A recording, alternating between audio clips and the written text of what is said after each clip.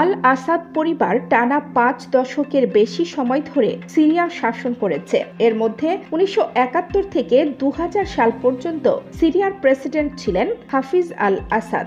২০০০ সালে তার মৃত্যু হয়। এরপর ওই বছরই ক্ষমতা গ্রহণ করেন তার ছেলে বাশার আল আসাদ। টানা ২ যুগ ধরে তিনি প্রেসিডেন্টের ক্ষমতায় ছিলেন।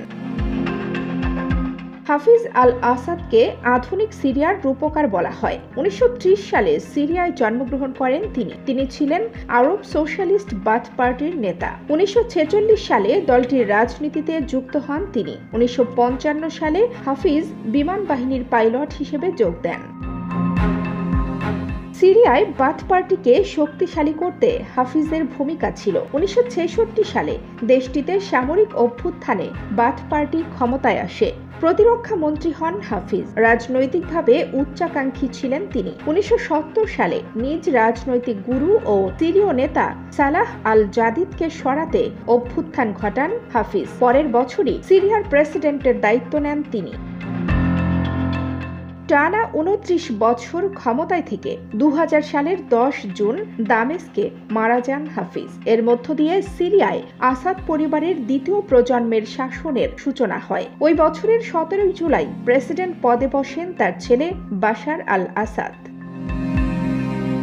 সিরিয়ার স্বৈরশাসক বাশার আল আসাদের জীবন এক নাটকীয় উত্থান ও পতনের কাহিনী। ক্ষমতার উত্তরাধিকার হিসেবে রাজনীতিতে প্রবেশ করা এই ব্যক্তি একসময় সংস্কারের প্রতীক হিসেবে দেখা দিয়েছিলেন, কিন্তু সময়ের সঙ্গে তিনি হয়ে ওঠেন একজন স্বৈরশাসক।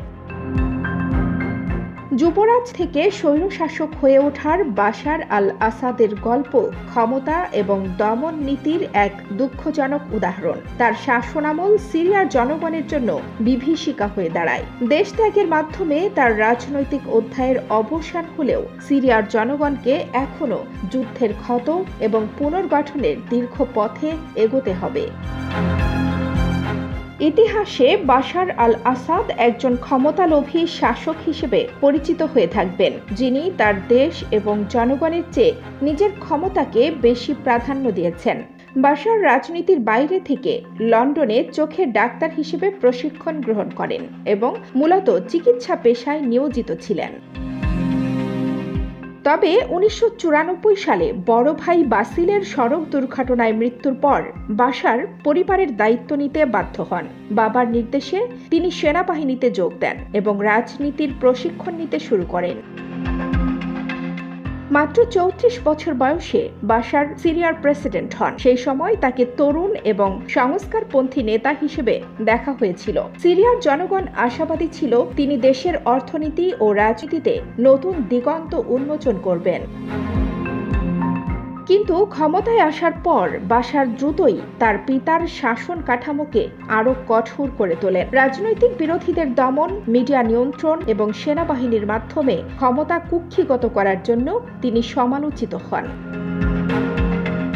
আরব বসন্ত এবং গৃহযুদ্ধের সূচনা ২০১১ সালে আরব বসন্তের ঢেউ সিরিয়ায় পৌঁছলে বাশার আল আসাদের বিরুদ্ধে ব্যাপক বিক্ষোভ শুরু হয়। জনগণের গণতান্ত্রিক অধিকার এবং মুক্তির দাবিতে সৃষ্ট এই আন্দোলনগুলো বাশারের শাসনের জন্য বড় চ্যালেঞ্জ হয়ে দাঁড়ায়। তবে তিনি সংলাপের পরিবর্তে কঠোর দমন নীতি গ্রহণ করেন। শান্তিপূর্ণ বিক্ষোভকারীদের ওপর সামরিক অভিযান, বোমাবর্ষণ এবং রাসায়নিক অস্ত্র ব্যবহারের কারণে দেশটি ধীরে ধীরে গৃহযুদ্ধের মধ্যে পড়ে।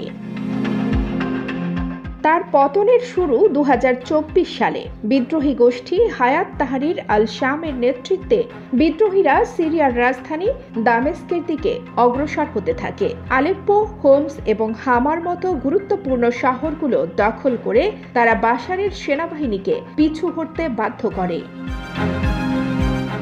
বিশ্লেষকরা মনে করেন বিদ্রোহীদের দ্রুত অগ্রগতির পেছনে আসাদ বাহিনীর দুর্বল প্রতিরোধ এবং সেনাবাহিনীর মধ্যে বিভাজন বড় কারণ। ইরান ও রাশিয়া, যারা এতদিন বাশারকে সমর্থন দিয়ে আসছিল, তারাও সিরিয়ার পরিস্থিতি নিয়ে আর আগ্রহ দেখায়নি।